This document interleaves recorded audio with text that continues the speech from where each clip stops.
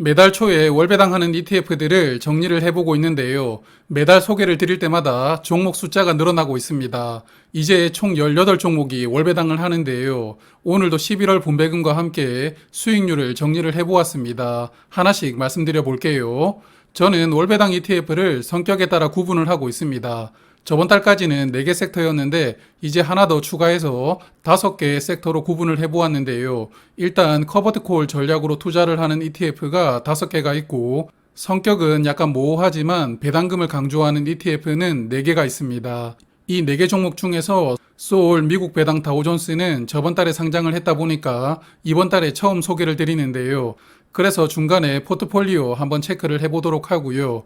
그리고 리츠가 2개 종목이 추가되어서 이제는 5개 종목으로 구성이 되는데요. 추가된 2개 종목은 기존에 있던 종목이 배당 방식을 월배당으로 바꾸었습니다. 역시나 중간에 포트폴리오를 체크를 해보도록 하겠습니다. 또한 만기가 있는 채권에 투자하는 ETF가 지난달에 8종목 상장했는데 그 중에 KB자산운용 ETF 2종목은 채권 이자를 기반으로 매달 배당을 합니다. 이 종목도 지난달에 배당을 하지는 않았지만 그래도 12월부터는 배당할 것으로 예상이 됩니다. 마지막으로 지수를 추종하는 2종목까지 총 18종목이 되었는데요. 그럼 섹터별로 차근차근 살펴보겠습니다. 먼저 커버드콜부터 볼까요? 주가 상승을 억제하면서까지 배당금을 만들어내는 전략이 커버드콜입니다. 그러다 보니까 5종목 모두 분배율이 괜찮죠. 이들 종목 중에서 현재까지 분배금만으로만 보았을 때는 가장 분배율이 높을 것으로 예상되는 종목이 타이거 미국 나스닥 100입니다. 매달 주가의 1%를 배당금으로 지급하다 보니까 저번 달에는 100원, 그리고 이번 달에 97원을 배당을 했는데요. 점점 주가가 내려오고 있다는 게 문제이기는 한데 그래도 분배율만 보면 12%가 넘습니다. 그리고 타이거 200 커버드콜 ATM이 11월에도 60원을 배당을 했는데요. 그래서 현재 월 평균 64원 배당을 하고 있고 연간 예상 분배율이 9%입니다. 또한 KB스타 200은 11월에 55원을 배당하면서 월 평균 55원으로 예상 분배율이 8.7%입니다. 이 2종목은 수준급 분배율이라고 생각이 됩니다. 자, 그리고 분배금도 중요하지만 수익률까지 연결시켜야 옥석을 가릴 수가 있겠죠. 분배율이 가장 높은 타이거 미국 나스닥 100은 한 달 동안 주가는 3.1% 하락했는데요. 이 종목은 지난 한 달 동안 환율 영향을 크게 받았습니다. 지난 한 달 미국장을 보면 주가가 그다지 빠지지 않았는데 환율은 거의 100원 넘게 내렸죠. 그러다 보니까 환율이 주가를 끌어내렸습니다. 이렇게 미국 지수를 추종하는데 환 해지가 되지 않는 종목들은 최근에 수익률이 좋지 않거든요. 그래서 현재 미국 지수를 추종하는 종목들은 환율이 리스크로 작용을 하고 있다고 봅니다. 그리고 분배율이 높았던 타이거 200이나 KB스타 200은 최근 한 달 수익률도 그럭저럭 나왔습니다. 그러므로 분배율과 수익률을 같이 고려를 해보면 커버드콜 섹터에서는 이 2종목을 주목해 볼 필요가 있다고 말씀을 드립니다. 자, 이제 배당 섹터 볼 텐데요. 배당 섹터라고 제가 묶어두었지만 사실 아직까지 의미 있는 배당금을 보여주고 있는 종목이 타임폴리오밖에 없습니다. 이 종목은 월 평균 51원으로 예상 분배율이 5.9% 되고요. 나머지 2종목은 예상 분배율이 3.1%로 배당주라고 보기에는 좀 무리가 있습니다. 그래서 몇 달 더 배당금을 좀 지켜보도록 하고요. 그럼 이번 달에 처음 소개를 드리는 소울 미국 배당 다우존스 한번 보고 가보겠습니다. 우리나라 투자자들이 가장 많이 담고 있는 해외 배당 ETF가 SCHD라고 합니다. 그 종목이 추종하는 지수를 이 종목도 같이 추종을 하는데요. 그러다 보니까 한국판 SCHD라고 많은 분들이 관심을 두고 계시죠. 상장 이후에 시가총액이 빠르게 늘어나고 있다는 기사도 나오고 있습니다.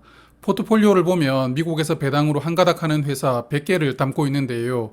머크앤컴퍼니가 가장 비중이 높고 이외 암젠이나 홈디포 등 이름을 많이 들어본 회사들이 주요 포트폴리오를 차지하고 있습니다. 미국에서도 검증된 회사 100개가 담겨 있다 보니까 과연 배당금은 어느 정도 될지 궁금한데 환해지를 하지 않는 종목이기 때문에 이 종목도 환율 영향을 많이 받을 것으로 봅니다. 한 달간 수익률을 보면 소울 미국 배당은 아직 상장한 지 한 달이 지나지 않았기 때문에 수익률이 공개되고 있지 않고요. 나머지 3개 종목 중에 타임폴리오 성적이 좋습니다. 한 달 동안 4.9% 상승했는데요.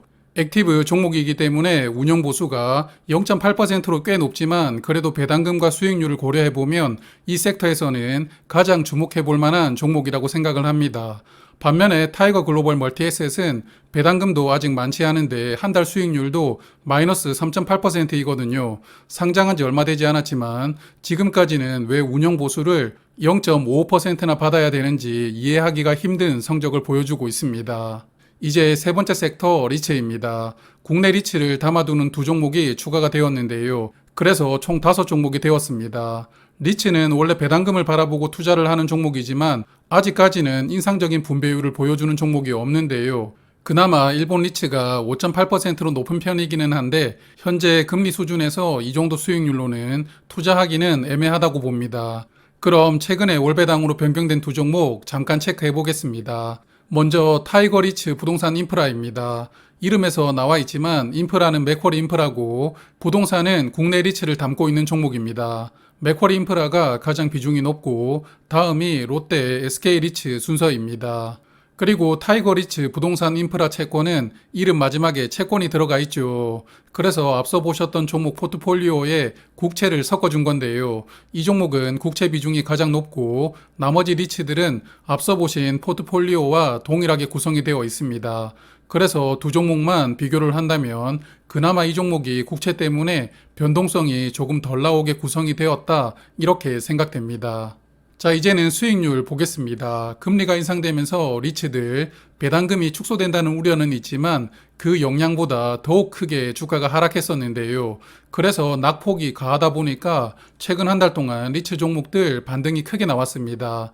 그런 영향 때문에 월 배당하는 종목들도 한 달 수익률이 좋았는데요. 미국 리츠와 한국 리츠는 4에서 6% 정도 수익률이 나왔고요. 일본 리츠는 그냥 1년 내내 평온하게 주가가 흘러가고 있습니다. 나라 자체가 금리를 건드리지 않다 보니까 리츠 수익률도 그냥 평온한 것 같습니다.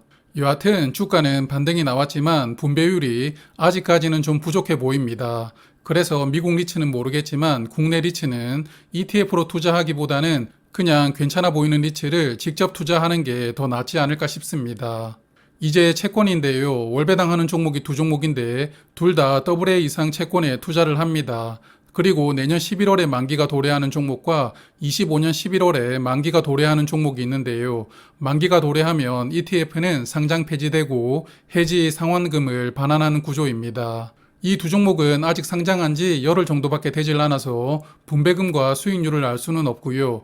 저의 또 다른 채널인 경자 채널에서 두 종목에 대해 조금 세부적으로 소개를 드렸거든요. 그래서 제가 그 영상 링크를 댓글에 남겨둘 테니까요. 두 종목이 관심 있으신 분들은 한번 보시길 바랍니다. 아마 이번 달부터는 배당을 할 것 같은데 다음 달에는 배당금과 수익률을 체크를 해볼 수 있을 것 같습니다. 마지막으로 지수를 추종하는 두 종목인데요. 지수를 추종하다 보니까 배당금을 기대하면서 투자를 하는 종목은 아니다라고 말씀을 드렸었죠. 소울 미국 S&P는 월 평균 13원으로 연간 분배율이 1.4%이고 타이거 미국 다우존스는 월 평균 분배금이 45원으로 연간 분배율은 2.4% 예상이 되고 있습니다. 그나마 다우존스가 조금 더 많이 줍니다. 이 두 종목도 환해지는 되지 않는데요. 환율 영향을 받고 있습니다. 그래서 최근에 수익률이 좋지 않고요.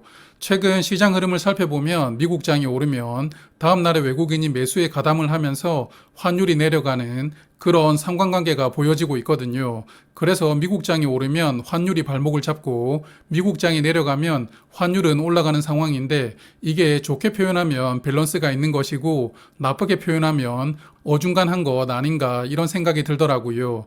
여하튼 조금 더 지켜봐야 될 것 같습니다. 지금까지 총 18종목을 말씀을 드렸는데요. 11월에 분배금을 지급한 종목이 15개입니다. 이들 종목 중에서 연간 분배율이 6% 이상 예상되는 종목은 3개가 있습니다. 화면 보시는 종목들인데요.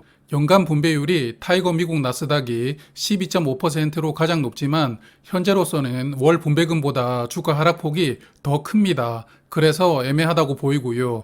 무난하게 괜찮은 종목이 타이거 200 커버드 콜하고 KB스타 200 고배당 커버드 콜이거든요. 분배금이 꽤 나오면서 수익률이 괜찮으니까요. 배당금 때문에 월배당 ETF를 투자한다면 현재로서는 가장 매력적이라고 생각됩니다.